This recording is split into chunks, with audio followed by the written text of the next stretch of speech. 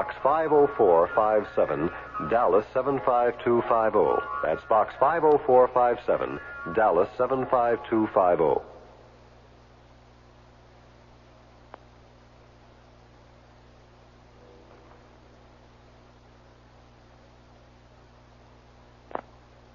The CBS Radio Mystery Theater presents...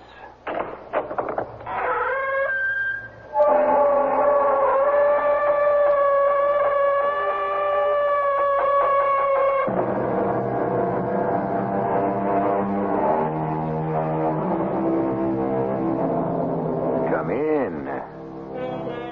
Welcome. I'm E.G. Marshall. I have a strange tale to tell you. A tale of murder, of intricate planning, and finally of shocking last-minute surprise.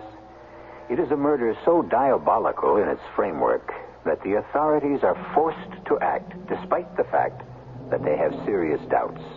A crime perfect in its conception, perfect in its execution. Sound interesting? A famous writer once said, "Vanity dies hard. In some cases, it outlives the man."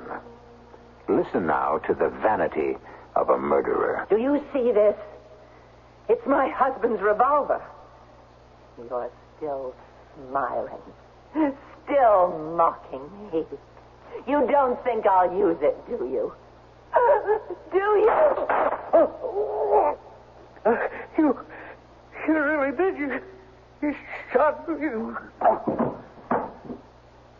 Just as I planned it.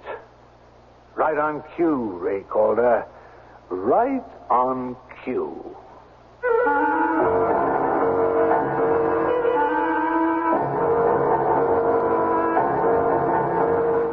Our mystery drama, Vanity Dies Hard, was written especially for the Mystery Theater by Sidney Sloan and stars Marion Seldes and Robert Dryden. It is sponsored in part by Buick Motor Division and Carrier Air Conditioning. I'll be back shortly with Act One. Well, sir, I see you're one of the many people who bought a new Buick Century. That's right.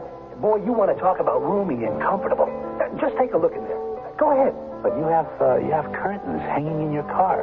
Yes, and wallpaper, too. Well, why's that? Well, we like the Century so much, we decided to sell the house and live in it. Huh. Oh, doesn't that get just a little crowded? Oh, I suppose it might after a while, but we aren't home that much. Oh. Yeah, we got a little Skyhawk up north. Buick, dedicated to the free spirit in just about everyone. For more than 2 years now, people have been trying to get you to slow down to 55 miles an hour, down to the speed limit. They've told you that slowing down will save millions of gallons of gasoline. They told you that slowing down saves thousands of lives. The 55-mile-an-hour speed limit can do a lot of positive things. And because I'm a police officer, it's my job to make sure it gets a chance to work. Not just because it's a good idea, but because it's the law. A public service of this station, the U.S. Department of Transportation, and the Advertising Council. Dreams. We all seek to understand the many ways in which God reveals His Word. The prophet Joel spoke in the name of God. It shall come to pass in the last days, I will pour out my Spirit upon all flesh, and your sons and daughters shall prophesy, and your young men shall see visions, and your old men shall dream dreams. So pay attention to your visions and dreams. They may contain more than you imagine. For your free booklet on dreams, write to the Foundation Church, 1147 First Avenue, New York, New York, 10021. That's the Foundation Church, 1147 First Avenue, New York, New York, 10021.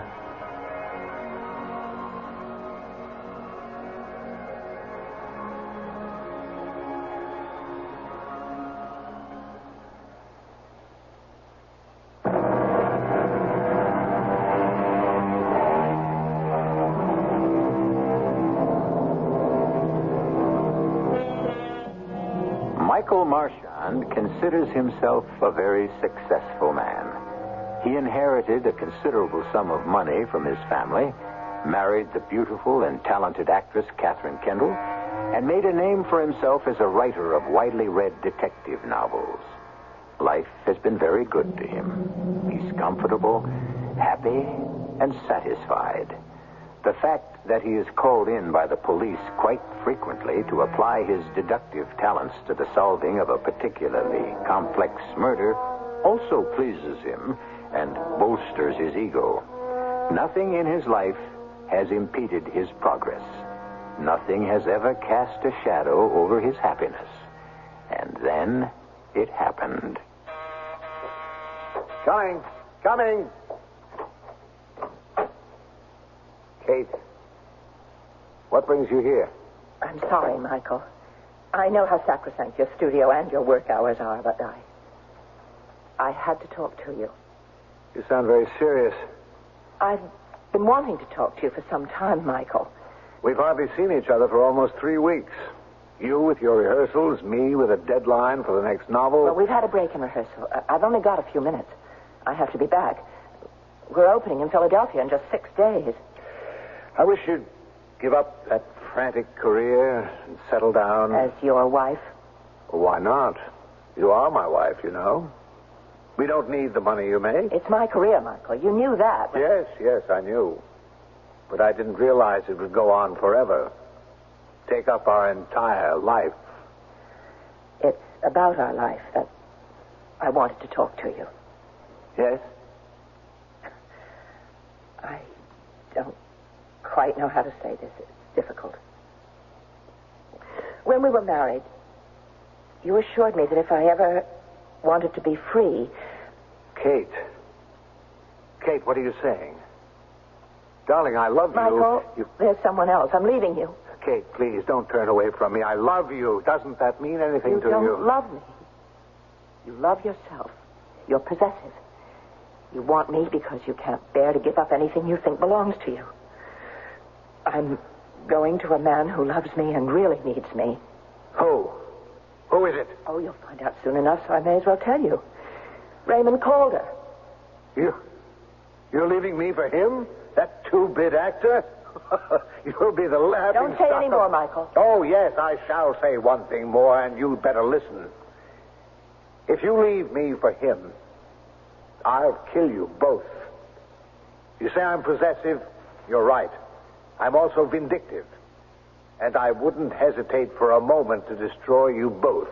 Oh, Michael. That's really very good. You begin to sound more and more like those cheap, melodramatic detective stories you write. Leave my work out of this. Please forgive me, dear Michael. But actually, I've always thought of your work and you as pompous, almost comical.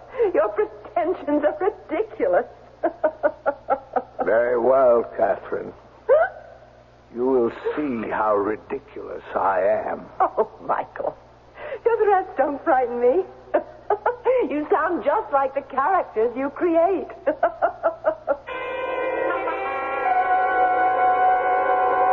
Okay, Kate, did you take the scene from the top again? Does it mean nothing to you that I've given up everything I cherish, everything I ever held dear, for you? I told you once if you threw me over, I'd kill you. Do you see this? It's my husband's revolver. You don't think I'll use it, do you? Do you? Bang! Bang! No, Kate, shoot the gun you're holding. You've got to get used to the noise. Don't just go bang, bang. Jimmy, I hate the scene. Well, you're awfully good in it. No, I sound phony, and you know it. Can't you get Harold to do a rewrite so that my lover answers me? He just stands there all through my speech. Oh, relax, darling. As soon as you feel an audience out front, you'll find it's right. I hope so. All right, let me do it again. This time I'll fire the pistol. Okay. But before you do, I've got a telegram for you. Telegram? Why didn't you give it to me? Well, it came in just you starting the scene here. Telegrams are usually important. Oh, dear. Anything serious? I don't know. Oh, why didn't he phone? Just says urgent. You come back to town immediately. Must see you. From your husband? No. It's from Raymond. Now, look, I don't want to get mixed up in your affairs, Kate, but we got an opening here in Philadelphia day after tomorrow. You can't just I'll go into off. town tomorrow morning and see what's wrong. And I'll be back in time for dress rehearsal tomorrow night. Well, damn it, I'd like to have you here, Kate. There are tons of notes I want to go over. The trains are sometimes... If you force me to stay, my mind certainly will not be on the performance. Well, call and find out how important it is Well, he first. doesn't have a telephone. He's been out of work for 8 months. He lives in some rooming house. Why, the devil couldn't you have gotten him a phone? You bought him everything else. Now, don't you start on me, Mr. Burton. I'm leaving right now. If you want me back for dress rehearsal, don't try to stop me.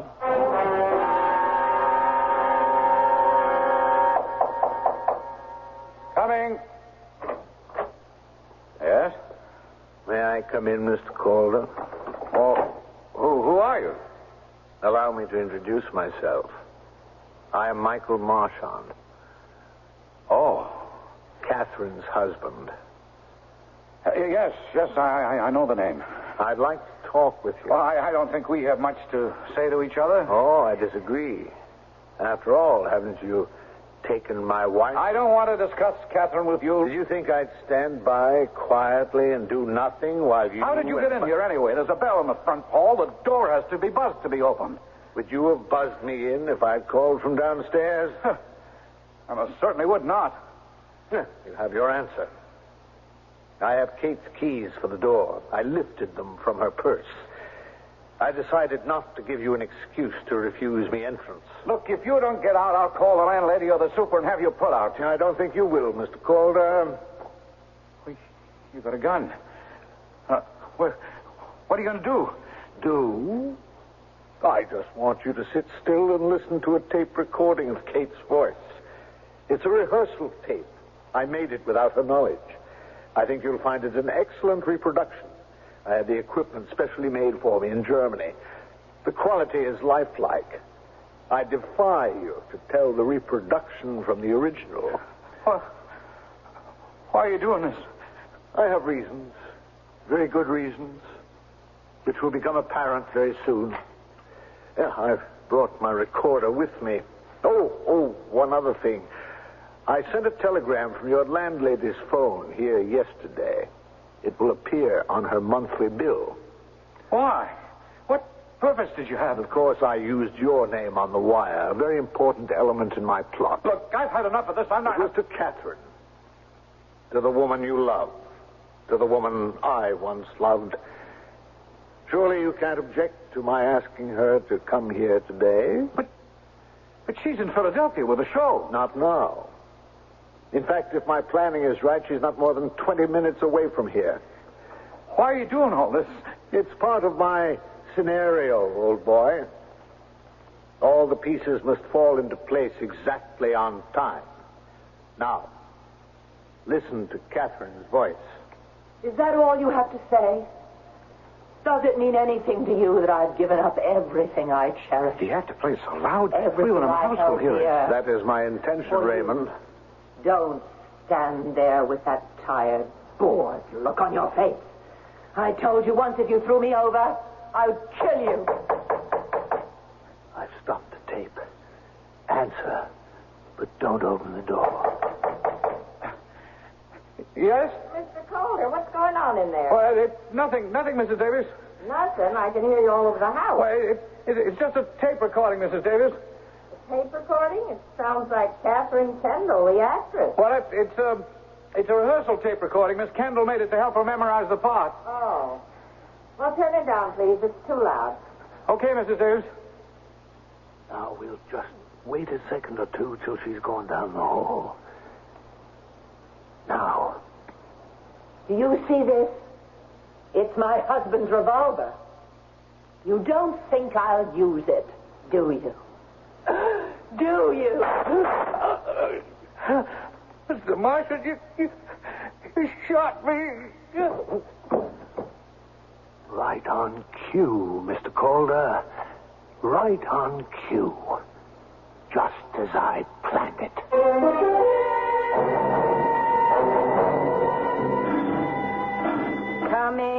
Coming. Oh, yes? I've got to see Mr. Calder. Oh, well, you could have rung his bell, Miss Kendall. I did. There's no answer. No answer? Well, that's strange. Come in. What do you mean, strange? I heard you up there in his room not 10 minutes ago. You couldn't have. Oh, I'd know your voice anywhere, Miss Kendall. I heard you talking in Mr. Calder's room. Loud, too. Like you was angry. I just got off the train a half an hour ago. A train from Philadelphia. I took your cab. I came here immediately. Then how could I have heard you in the room? Oh, I know. Now I remember. Mr. Calder said it was a tape recording of you rehearsing a play. Well, I never made a tape of any rehearsal. No? Well, here's his room. He's not in. Did you see him go out? He could have gone out, and I didn't see him. Would you mind if I go in and wait for him? No, why should I? It ain't as if he was a stranger. Door's locked. Oh, I got a pass key. There you are. You can go right in. Thank you. When he comes, I'll tell him you're in here. You know, what's this? The keys on the floor. Why, they're your keys, aren't they? It says KK on the holder. Well, they are my keys, but how did they get here? I thought I had them in my purse. That's why I had to ring for you. I couldn't find them. Well, no matter. Now, you just make yourself comfortable. And... Ray! Oh, my darling! Oh, what is it? What's the matter with him? He's been shot. Call a doctor, please. Hurry! It may be too late for a doctor. Oh, he looks dead.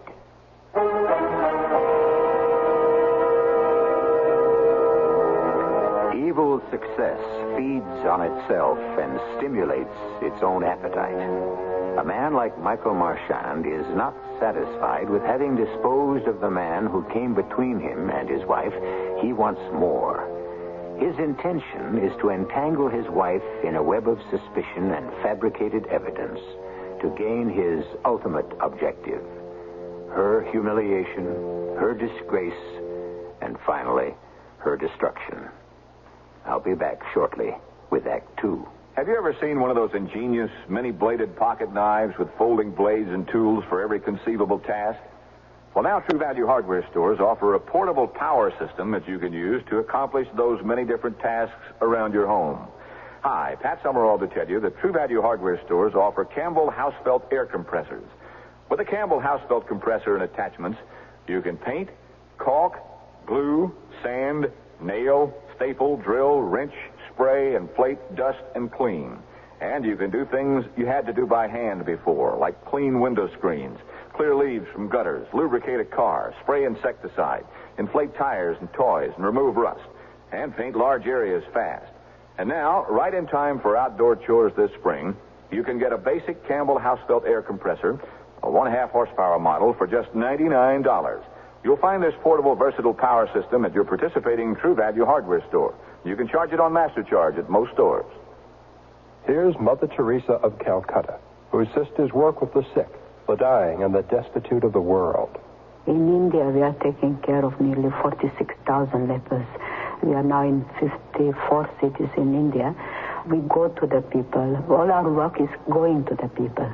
Mother Teresa's sisters take care of the crippled and the unwanted. They have feeding centers and more, much of it due to the generosity of the American people. I'm happy to have this opportunity to personally thank the people of the United States because we have been able to feed so many, to take care of so many. For us, Catholic Relief Services, the people of United States have been the divine providence. Catholic Relief Services continues to assist Mother Teresa and her workers.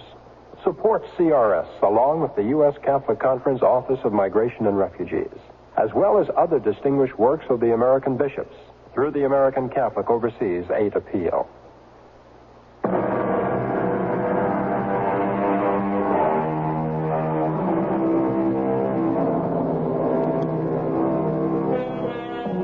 Everyone knows Michael Marchand as a man of brilliant intellect. What they don't know about him is that he's completely devoid of conscience. A man with such vanity that the slightest slur on his character, the slightest attack on his rights as a husband, is a matter to be taken care of with absolute finality. Murder, to him, is a clever game. He can play both sides, and play them well.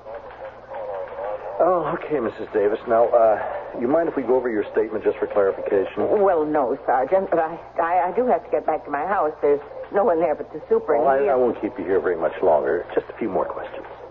All right, Sergeant. Now, how long has Mr. Calder been living at your rooming house? Oh, 5 or 6 months. I got the exact date written down in my account book. Did you know the actress Catherine Kendall? Oh, yes, sure. I've seen her on the stage and in the movies. But you asked me that before. Well, did you know that she was seeing Mr. Calder in your house? Oh, I knew, but I never interfere in the private lives of my tenants. Mm-hmm.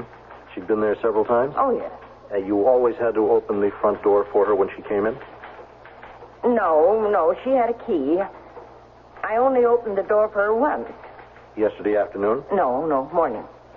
It was about 11:45 when she rang the bell. Well, you said just a few minutes ago, I have it here in your statement, that you heard her speaking to Mr. Calder in his room in a loud and angry voice. Oh, but she didn't mean it. Well, how could you know? Well, it was a tape, a rehearsal tape. You see, sometimes actors and actresses, they make a tape of their voices when they're doing a play to learn the lines. I see. How do you know it was a tape recording? Well, you see, I heard this loud, angry voice coming from poor Mr. Calder's room. You recognize Miss Kendall's voice? Oh, yes. I called through the door. You didn't enter? Well, Mr. Calder said it was nothing to worry about. The angry voice, he meant. That it was just a rehearsal tape. And that Miss Kendall wasn't there? Oh, no, he didn't say that she wasn't there. And then you think she was there when the tape was being played? At the time, I did. Something happened to change your mind? Well, it struck me kind of strange that she rang the outside bell 10 minutes later, like she'd never been there. I see. Thank you, Mrs. Davis. That will be all for now. All right, Kendall, now let's put all the sweet talk to bed. I'm going to be your attorney. I've got to get down to the problem we face in your case. But I can't see there are any problems, Mr. Drexel. I didn't kill Raymond. I loved him. Well, that is hardly a defense. But he was dead when I got there. I found him in his room. The door was locked. Mrs. Davis had to let me in with a pass key. Yes, I know. The door has a latch that can be set and locked even if one doesn't have a key. Meaning? Meaning that one could drop the keys on the floor inside the room and set the latch to lock automatically and then leave. Are you insinuating that I did that, Mr. No, I am not insinuating anything. I'm just giving you the benefit of my experience about the way the police think. And as my attorney, how do you think? Oh, innocent. Innocent, of course. You don't say that with too much conviction. You are my client, Miss Kendall. I don't have to put on an act for you. But try to see this from somebody else's point of view. Now, you're a woman, an actress. You're beautiful.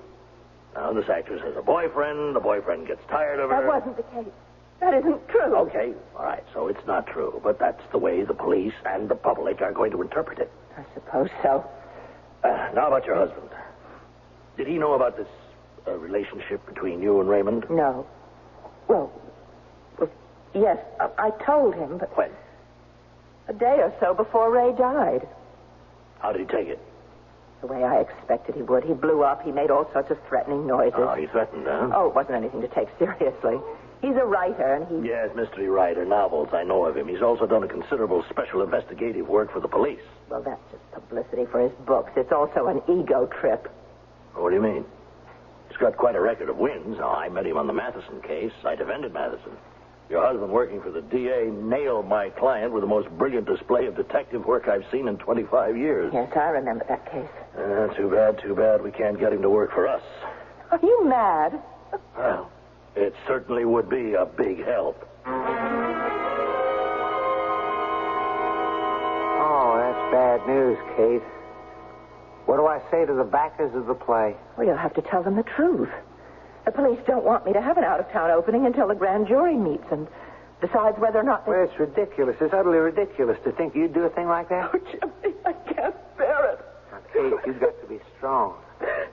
I haven't the slightest doubt the real killer will be found, and you've got to conserve your strength to fight back hard. Yes. I don't mind telling you whom I suspect in all this. You mean Michael? Is it possible? You know the kind of man he is. And you did tell him about Raymond. He got very melodramatic. He threatened to kill us both. Michael? Your husband's a talker, a poser, but definitely not a man of violence. He's always writing about it, investigating it, but he'd never do it. I think he's capable of it. I think he'd commit a violent crime. No. He spends too much time getting rid of his aggressions in his writing. Oh, excuse me. Burton here. Oh, yes, Phil. It's Palmer, our publicity man. He wants to know whether or not you're going to stay with the show. Just a minute, Phil. Kate's right here with me. Well, what shall I tell him? Well, tell him I'll call him as soon as I know myself. Well, that's not much of an answer. Oh, I don't know. I don't know. Phil, she can't possibly know until she hears what the grand jury is going to do. Yeah, it's going to the grand jury tomorrow. We should get a quick decision. What? Oh, Phil, don't be funny. I'll call you back later. You won't believe this, Kate. You know what he said? He said this whole murder business is a PR man's dream. Do you realize the plot of the play is almost parallel to the actual murder?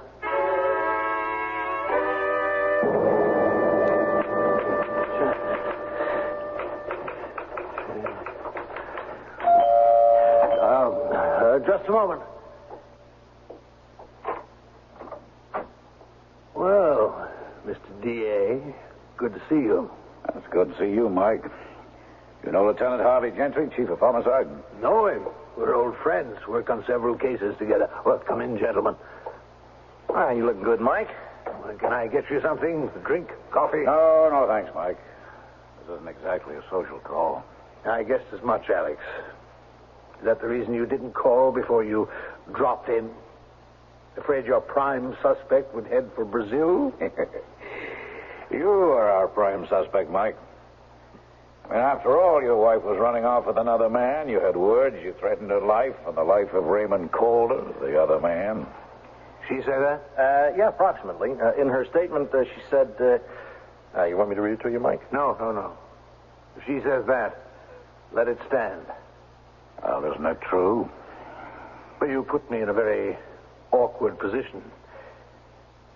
I was very much in love with Kate. Still am, I guess. I wouldn't make any statement to the district attorney that would contradict her. Did you kill Raymond Calder? Seems to me that if you thought I was the culprit, you'd have been here immediately instead of waiting 6 days. You've been watched, Mike. We had men on you almost immediately. And what have you discovered? That you haven't left your flat here since it happened. And you'd like to know why? I haven't left this room for nearly 2 weeks, gentlemen, because I have a deadline for my novel and my publishers are sitting on my neck. Is that the McCoy, Mike? I have a reservoir of frozen food in the fridge to exist on, and I have this stack of typed pages to prove I was working. Even the day that Catherine gave me the sack. And she came here to tell you? She was standing right where you're standing now, and she gave it to me brisk and cold like a weather report. But you threatened her and the man she was running away with. I don't know. She says I did. Maybe I did. I thought I'd lose my mind. What did you do? I tried to work. I thought I could get my mind off my troubles. Well, when did you leave the apartment? Leave? I just told you I didn't. Oh, I see. You're always the policeman, Harvey. Mm-hmm. Well, just for the record, I didn't leave. If I had wanted to leave, I would have left without anyone seeing me. And come back the same way? Yes. And how did you find out about the murder? I got a call from my agent. You just heard the whole thing on the news broadcasts. Now, is there anything else on your minds, gentlemen? I've got to get back to work. No, nothing, Mike, except, What? I wish we had you working with us. How could I? I don't know. You know, this isn't going to be an easy one. You see, Mike, it points too definitely at Catherine Kendall. It is almost too easy. Understand?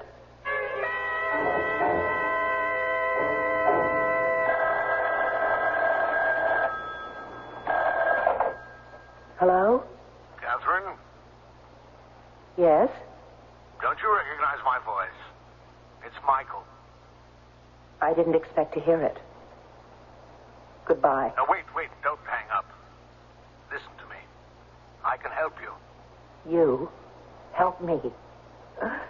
You have a sense of humor, Michael. I'll say that for you. Kate, you're forgetting. I am the injured party. You ran out on me. I don't know how you did it, but I'm sure you planned all this, plotted it, like one of your cheap novels. All right. If you take that attitude, there's nothing to be done. Nice talking to you, dear. Wait. Okay, go ahead. What diabolical plot have you hatched now? No plot. The DA, you know Alex. Yes? He wants me to work with the police on this case. What? I'd call you the prime suspect. I'm completely cleared. That's why he made me the offer. Oh, I just can't believe it. Don't you see how helpful I can be to you if I'm working with them? Look, Michael, you know I'm innocent. You know that out of sheer ego, you planned this whole evil charade, and now you're asking me to be grateful to you for future favors? Well, I don't need you. I don't want you. Please stay away from me. Very well. You've given me your answer. I shall feel no compunctions in accepting the assignment from the DA. It just occurs to me, Michael, that the DA hiring you to solve a crime is like hiring the rat to guard the cheese.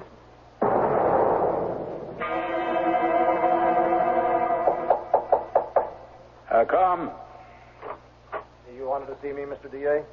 Oh, yes, Lieutenant. I'm expecting Mike Marshall. I wanted you present. What's the plan of action? Well, as you know, the grand jury voted to indict Catherine Kendall. We locking her up? No, she's had bail posted for her by her producer. Bail? For a murder one indictment? I persuaded the judge to go along with her lawyer's request. Convinced him that the bail would aid us in nailing the real killer. Oh. You don't think she did it, huh?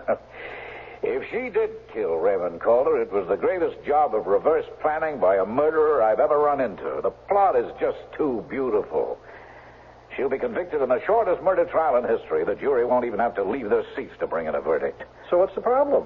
We can't lose. It's just too perfect. Well, then we're right back to Marchand. That's correct. Only one man I know could have worked out all the details so cleverly that there was only one answer.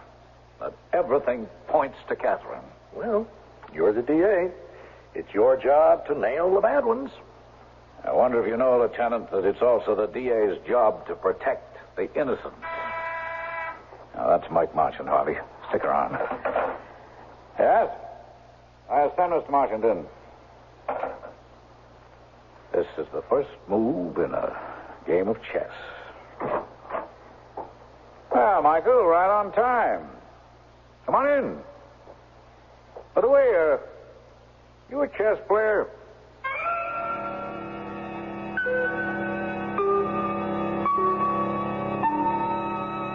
Michael Marchand is not above suspicion. The DA secretly considers him a prime suspect and wants him nearby where he can watch him. Perhaps the DA underestimates the evil intelligence of this man. We can be certain that Michael knows of the DA's suspicions and will find a way to turn them to his own advantage. Perhaps even convince him of Catherine's guilt. The pieces to the puzzle are being skillfully slipped into place. I'll be back shortly with Act 3. Here we are talking with one of the thousands and thousands of people who bought a Buick this year. This is a Skylark, right? That's right. Pretty, huh? Indeed it is. You want to sit in it? I'll let you for $1.25. Do you charge to let people sit in your Skylark? Oh, this is a very nice car. Look, I figure when word gets out, people will be lined up for blocks. Hey, you want to honk the horn? Give me a dime. Listen, sir, Buick dealers let people do this for free. They do? Yeah. Well, I think they're missing a good bet. Buick, dedicated to the free spirit in just about everyone. The old gray area ain't what it used to be. Ain't what it used to be. Ain't what it used to be. The old gray area ain't what it used to be. Many long years ago. Keep your car in tune, your furnace working working properly, and never burn trash. This reminder from your lung association is a matter of life and breath. From Maine to Mauna Loa, all across this great big land, there's a neighbor who is ready to lend a helping hand. When a hurricane's brewing, when an old man needs a friend, where there's suffering, where there's trouble, there's a friend you can depend on. From Maine to Mauna Loa, all across this great big land, there's a neighbor who is ready to lend a helping hand. When a hurricane is brewing, when an old man needs a friend, where there's suffering, where there's trouble, there's a friend you can depend on. Red Cross is the good neighbor is you.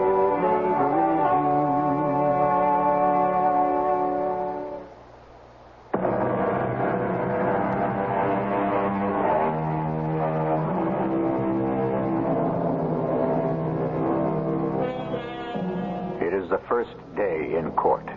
The drama is unfolding, with Michael Marchand as the unseen puppeteer pulling the strings that make the characters move. The district attorney, still not convinced of Catherine's guilt, must nevertheless proceed with the prosecution. Catherine's lawyer, not really convinced of his client's innocence, must nevertheless proceed with her defense. There is a feeling of ambivalence in the courtroom as the prosecution and defense present their opening statements. Ladies and gentlemen of the jury, it will not be necessary for the prosecution to indulge in appeals to your emotions. We shall leave that to the defense.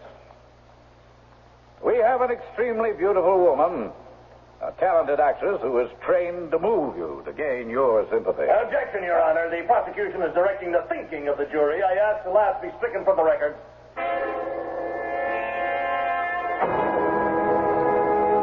As the attorney for the defendant, it is my job to prove to you the charges against Kate Kendall are false.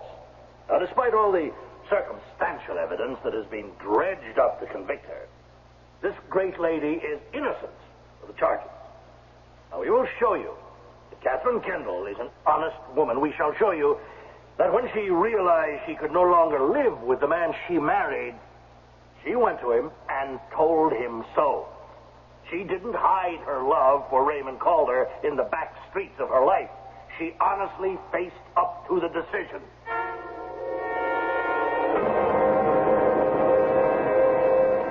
How do you think it's going to go, Counselor? You heard the opening remarks. Well, I was a little thrown by that back streets of her life routine. I mean, I thought that was laying it on too much. Well, trust me, I know more about jurors than you do. They like that kind of emotional appeal. It sinks right in. You know, they don't have to think. I wish they would think. I'd have a better chance. Look, Miss Kendall, everyone feels this case is hopeless. Hopeless? Well, I didn't do it. I'm innocent. You know it. I know it. I believe it. But do you think the jury is going to believe it? But I... And what's more, do you know that the prosecution has your husband secretly working for them? It doesn't surprise me. He told me he might be. Yes, they think they've got an airtight case against you. Circumstantial. You said that in your opening statement. All they've got is circumstantial evidence. Well, we pretend that circumstantial evidence won't stand up in court, but I can tell you it stands up very well. Many men have been convicted on purely circumstantial evidence. You paint my future in glowing colors, Mr. Drexel. Miss Kendall, will you believe me when I tell you that I do have your best interests at heart? I do. And I would like to give you some advice. The way things look, you'd have a better chance of copping a plea. What? Well, that's legal slang for changing your plea. To guilty? That's right. But I'm not guilty. You have had a better chance with the judge than you have with the jury. You plead guilty, the jury is dismissed. No. And the judge, yes, the No. Judge Murdoch, he's not a bad guy. No. He'll sentence you. No. He'll give you several years. You'll be eligible for parole in 3 years. Mr. Drexel. I don't want to play small legal games. I'm innocent. If If I'm going to be pronounced guilty of a crime I didn't commit, could never commit, well, so be it. I don't want any more tricks.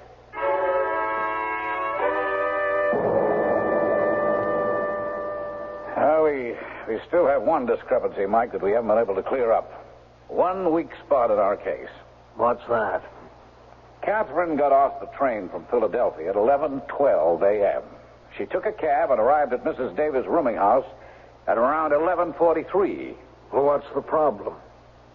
Let's say it took her 5 to 10 minutes to get out of the station and catch a cab uptown, and 25 minutes for the cab ride. 25 minutes? That long? Midday traffic. Have you tried it to Mrs. Davis' place from the station? Oh, no, but... Well, I have. 3 times. I have my timings here. I checked them with a stopwatch. 1, 24 minutes and 32 seconds. Then I made it in 23 minutes and 5 seconds. That last one was a slow one, over 27 minutes. Well, she couldn't have been in the room when Calder was shot. She'd have been in a taxi blocks away from the scene of the crime. You've forgotten one thing. Yes? She could have taken a subway. I did, during the same time periods. My times to the door of Mrs. Davis' house from the station, 8 minutes and 34 seconds, 7 minutes 52 seconds, 9 minutes 10 seconds. Subway, yeah. So she could have done it after all. Now, here's my suggestion. Your questions should be concerned with her arrival at the rooming house.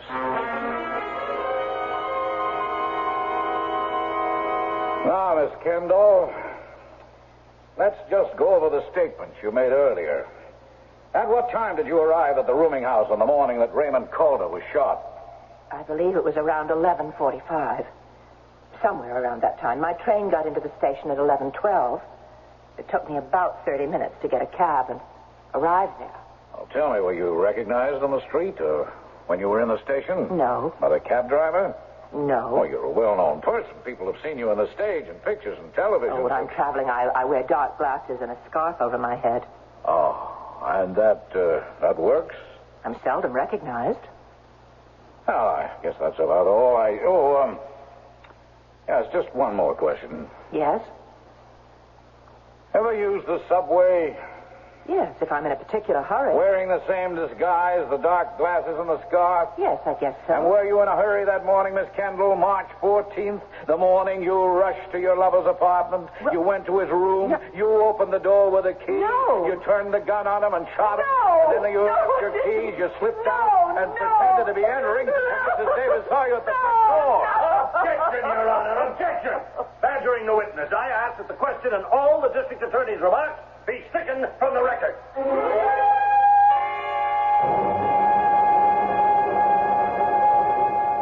Now then, Mrs. Davis, after you heard Miss Kendall angrily screaming at Mr. Calder, what did you do? Objection. All right, I'll rephrase the question. After you heard a woman's voice raised in anger, threatening to kill in Mr. Calder's room, what did you do? I knocked and asked Mr. Calder what was the matter. And he told you.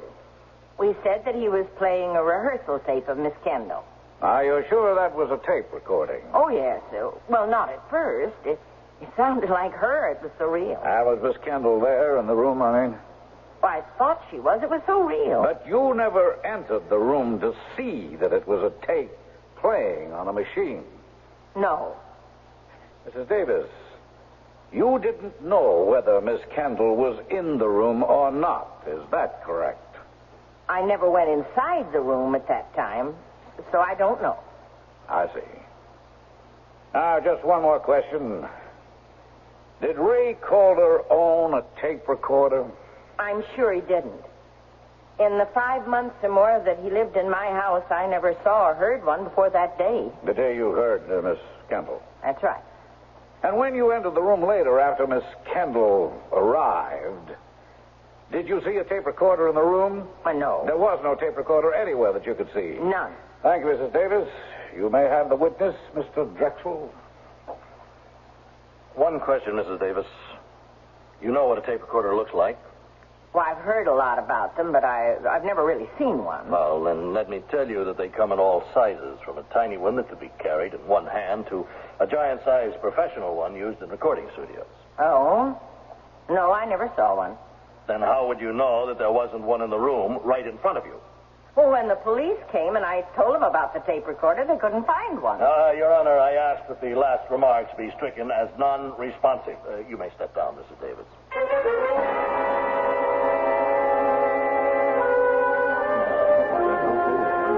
The jury's been out longer than I thought they'd be. Think she'll get off, Mike? No. No, your case was so strong that Drexel nearly had a nervous breakdown trying to beat it down. I'll give 100 to 1 odds the verdict is guilty. Oh, wait a minute. The jury's returning. We, the jury, find the defendant, Catherine Kendall, guilty of murder in the first degree. Your Honor, please, Your Honor, an unusual request. The husband of the defendant, Michael Martian, wishes to make a statement. Go ahead, Mike. The judge nodded yes. Your Honor, Miss Kendall is not guilty. I killed Raymond Calder because he stole my wife.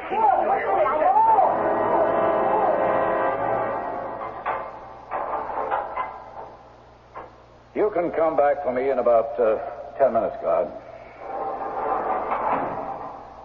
Nice of you to visit, Alex. I didn't know this was Visitor's Day. It isn't. I'm here because I'm a very curious guy. Curious? You never told me why. You gave me all the details about the recording, the tape machine. You explained how you took the keys from Catherine's purse and planted them, the telegram from his phone, the timing of the arrival, everything. Everything except one thing. Now, I suppose you're going to say you suspected me all along. Hmm? Oh, I did. You can ask Lieutenant Gentry. I was looking for some little break in your arm or some little mistake. There was none. I don't make mistakes. All right, then. Why did you make that dramatic last-minute confession? It wasn't to save Catherine, Alex.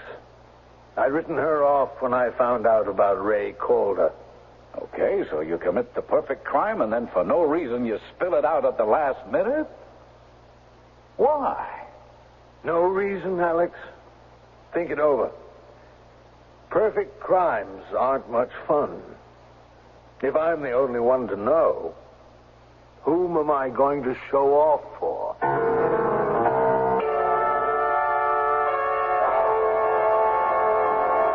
So there you have it. A murderer's vanity. For that one little moment of glory in the courtroom, that one little moment of stunning revelation, Michael Marchand will spend the rest of his life behind bars. Does he ever wonder whether that shocking moment was worth the price? Not at all. To him, it was the crowning moment of his life. I'll be back in a moment. You want your house to be a home all year round. You can do it economically. No matter what the weather's like outside, you can change it so easily. So make summer a cooling thing. Turn winter into spring. It's the right time for Carrier. Carrier's right for the times. To be right for the times, the air conditioning you choose for your home has got to run efficiently. And that's the beauty of Carrier's Round One. Compared to most other central units, the Round One is a good deal quieter and a lot more economical to operate. Your local Carrier dealer has a special pre-season offer on the Round One. Call him on it. So make summer a cooling thing. Turn winter into spring. It's the right time for Carrier. Carrier's right for the times.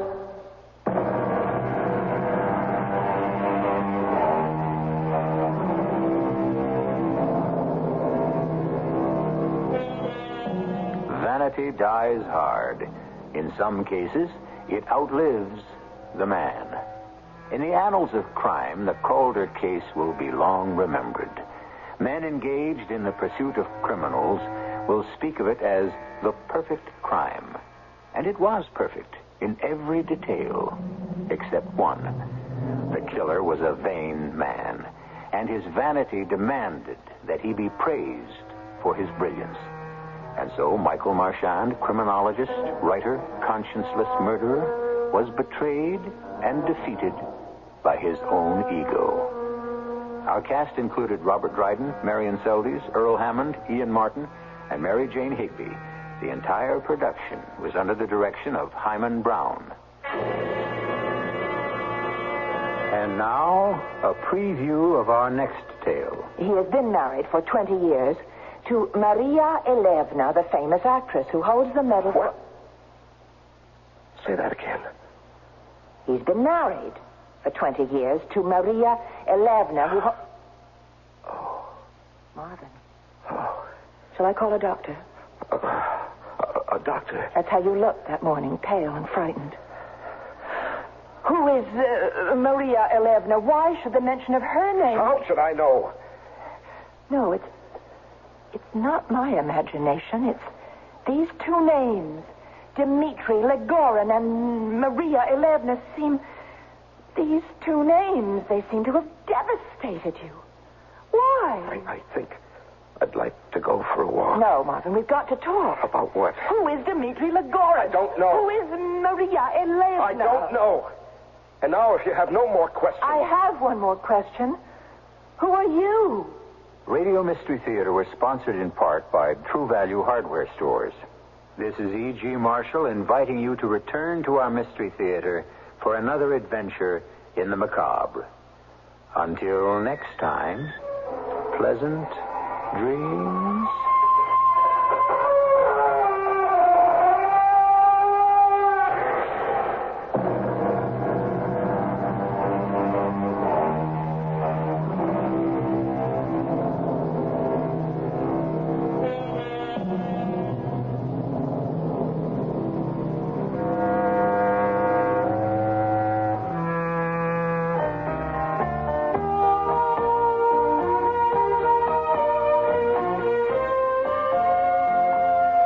From a large family, all boys except me. And I remember about the only time I had alone with Mom was when she'd let me help her in the kitchen. Hey, I'm making some cookies. You want to help? Yeah, what kind I felt so grown up standing there on a chair as Mom would measure and I'd pour. Pour that in here. We made the best cookies. I think about it now, and I really must have been in her way. I was always spilling something, but she made me feel so important. Cookies. Because I had help from you. Those times I made cookies with Mom. We made more than cookies. Give your children everything. Give them your time.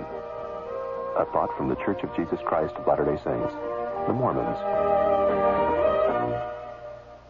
W